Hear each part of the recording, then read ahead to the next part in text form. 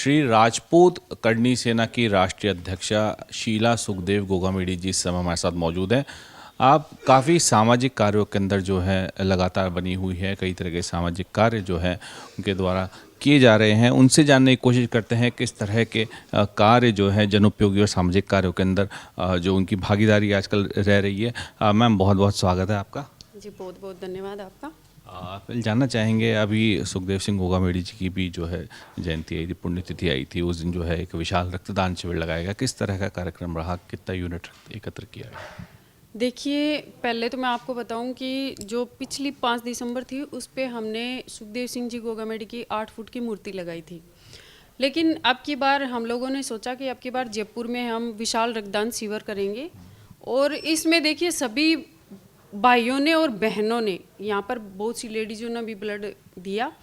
तो ये रक्तदान शिविर बहुत बड़ा रहा और बहुत ही अच्छा रहा। 1365 यूनिट इसमें ब्लड आया है। तो मैं उन सभी भाई बहनों का बहुत बहुत तहे दिल से आपके माध्यम से भी धन्यवाद करती हूँ। और ऐसे ही सामाजिक कार्य हमेशा हम बढ़ चढ़ करके भाग लेंगे, और ये चाहे सुखदेव सिंह जी गोगामेडी की पुण्यतिथि हो या जन्म दिवस हो या फिर कोई भी अच्छा कार्य हो, हम ऐसे ही बढ़ चढ़ कर भाग लेंगे। देखिए, निश्चित तौर पे जो है सामाजिक समरसता की बात होती है, समाज को एकजुटता के साथ लेके चलने की बात होती है। सुखदेव सिंह गोगामेडी जी का भी सपना था कि जो मुख्य धारा है उसमें समाज जुड़ के रहे, खासतौर से युवा जुड़ के रहे। तो उसके लिए भी किसी तरह के कार्य, किसी तरह का जुड़ाव जो आप महसूस कर रही है, या अभी तक जनता का जो जुड़ाव आपको मिला, क्या कुछ कहना चाहेंगे? देखिए, उनका सपना हमेशा से रहा है कि हम सब एक हैं। वो हमेशा से एक नारा लगाते थे कि हम सब एक हैं, और वो नारा इस करनी सेना को बनाने के बाद सफल भी हुआ। जब राष्ट्रीय राजपूत करनी सेना की जब स्थापना हुई थी उस टाइम पे सब लोग बिखरे हुए थे। मैं आपको बताऊं, जब करनी सेना थी, लेकिन एक राजस्थान के छोटे से अगर लगाया जाए तो सिर्फ एक प्रदेश में ही सीमित होकर के रह गई थी। लेकिन इस करनी सेना का बढ़ावा जब हुआ, जब 22 प्रदेशों में इसको विस्तार मिला, तो मैं बताती हूँ आपको कि ये भावना हर एक इंसान के अंदर पैदा हो गई कि हम सब रियल में एक हैं, और ये उनका नारा सफल हुआ। मैंने 5 दिसंबर को जब उनकी हत्या हुई थी, तो मैं आपको बता दूँ, परिवार सदमे में था, परिवार ने कुछ भी नहीं किया।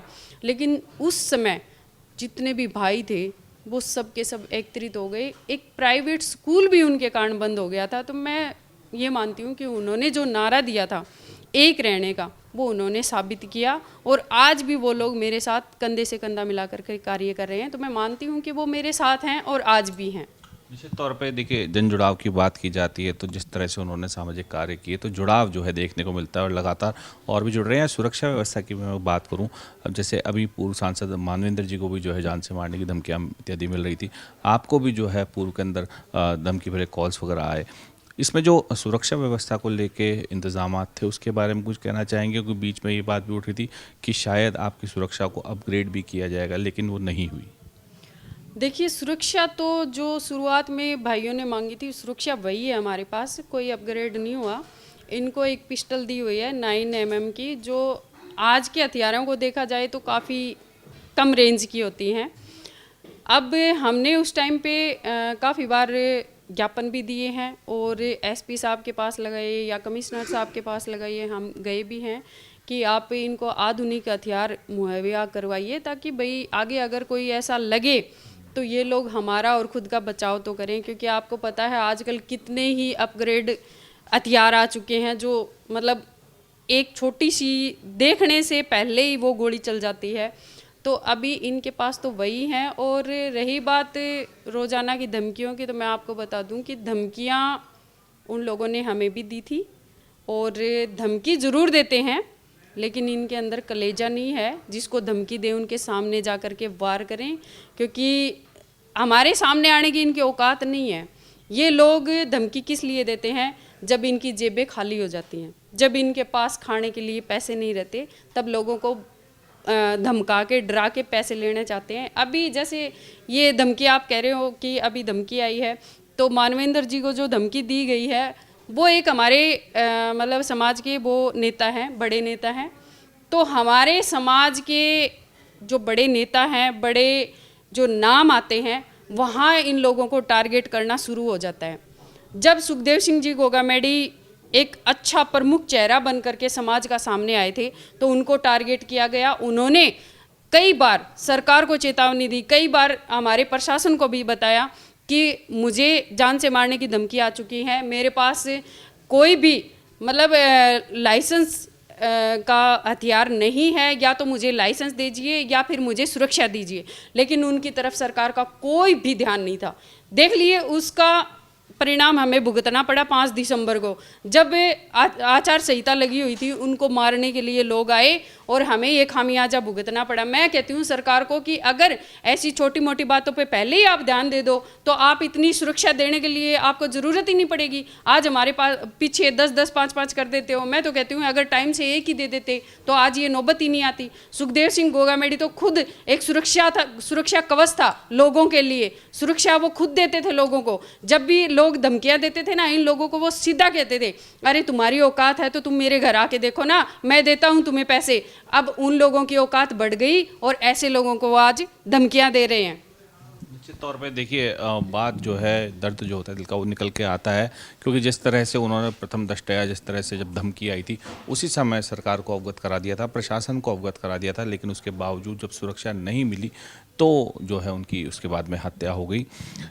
मैं जानना चाहूँगा 2 साल तकरीबन हो चुके हैं सुखदेव जी की हत्या हुए, उसके बाद में हम बात करें प्रॉपर्ली न्याय की जो मांग है आप लोग लगातार कर रहे थे, उसके अंदर कोई अपडेशन किसी तरह की कार्रवाई नहीं हुई, कितना मतलब रोष है दिल में भी, क्या कुछ कहना चाहिए? देखिए अगर न्याय की बात की जाए तो हमें न्याय मिला ही नहीं है। अभी तक जो न्याय है वो कागज़ों में ही चल रहा है। कभी उनकी कोई बहस नहीं होती, कोई चार्ज बहस नहीं होती, कभी कुछ नहीं होता, कभी कुछ नहीं होता। तो हम सरकार से पहले तो काफ़ी मतलब सरकार से हमें ये था कि हमें भाई न्याय मिलेगा, लेकिन सरकार से हमें न्याय अभी तक नहीं मिला है। मैं आपको बता दूं कि अभी जो सर्व समाज के भाई और बहनें जो मेरे पास आकर के बातें करते हैं कि अब हमें हाथ पे हाथ रख के नहीं बैठना है, अब हमें कुछ सोचना है।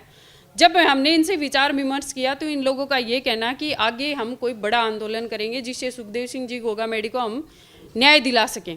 तो अब हमारी ये जनवरी के बाद जो होगी वो प्रक्रिया यही चालू होगी कि कैसे और किस रूप में हमें आंदोलन करना है। तो ये प्रदेश भर में, देश भर में आप आंदोलन करेंगे? जी बिल्कुल, बड़ा आंदोलन होगा और उसमें मैं कह रही हूँ जो 22 प्रदेशों में हमारी टीम है वो पूरी टीम आएगी और इसमें सर्व समाज के भाई और बहनें भी भाग लेंगी।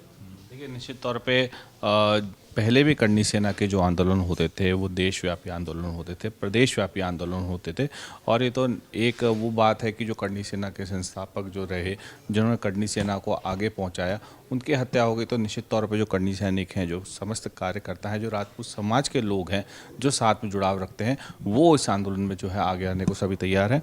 अब बात करते हैं जो करनी सेना है, हमेशा से ही जो राजनीति होती थी उसके अंदर भी इनपुट हमेशा से रहा है।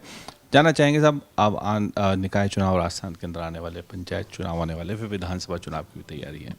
करनी सेना किस तरह मानती है कि सरकार जो है जो राजपूत समाज है उसको कितनी तरजीह देगी, उसके लिए कुछ प्रयास? देखिए पहली फर्स्ट प्रायोरिटी तो हमारी यही रहेगी कि जो ये 2 पार्टियां, राजनीतिक पार्टियां, ये हमारे समाज को ज़्यादा से ज़्यादा टिकटें दें और भागीदारी हमारी सुनिश्चित करें।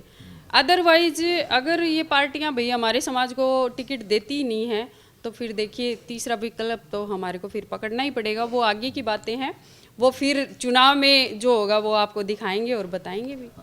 ये निश्चित तौर पे क्योंकि एक बड़ा हम कह सकते हैं सिस्टम है राजपूत करनी सेना का, जो कार्यकर्ता जो उनसे जुड़े हुए हैं, चाहे हम राजपूत समाज की बात करें, राजपूत समाज का भी जो है एक बड़ा दबदबा है।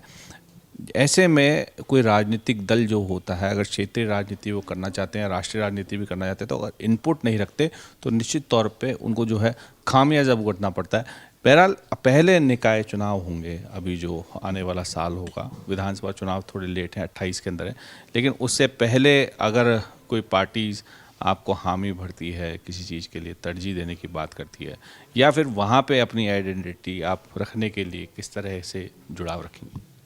देखिए पहले तो मैं अपने लिए नहीं, ये करनी सेना हमेशा दूसरों की सोचती है जिसको ज़रूरत होती है। मैं कहती हूँ जो मेरे भाई या मेरी बहन ने चुनाव लड़ना चाहेंगी, मैं उनके लिए पहले बात रखूँगी। अगर उनको भाई सरकार अपनी भागीदारी सुनिश्चित करके उनको कोई भागीदारी देती है तो बिल्कुल हम कोई भी पार्टी हो हम उसका साथ देंगे। अदरवाइज अगर कोई भी पार्टी हमारा साथ नहीं देती है। तो देखिए, मैं आपको पहले भी बताया, तीसरा विकल्प है, फिर हम पकड़ेंगे, ये है। निश्चित तौर पे तीसरा विकल्प भी जो है यहाँ पे मौजूद है, लेकिन उससे पहले जो है दोनों जो प्रमुख पार्टियां हैं देश की, उनसे यही बात रखती है करणी सेना की राजपूत समाज जो है उसकी भी भागीदारी जो है पूरी तरह सुनिश्चित की जाए। ये थी शीला सुखदेव सिंह जी गोगामेडी, जो अभी तक सिर्फ जो न्याय है उसको लेने के लिए परेशान है। उन्होंने आगे तक जो है अपनी बात रखी है, न्यायालय स्तर तक जो है पूरी बात उनकी जा चुकी है, लेकिन देखा जाए तो लगातार 2 साल बीत चुके हैं सुखदेव सिंह गोगामेडी की हत्या हुए, न्याय अभी तक नहीं मिल पाया है। इस समय कैमरामैन विक्रम के साथ राघव शर्मा, लोकमत राजस्थान, जयपुर।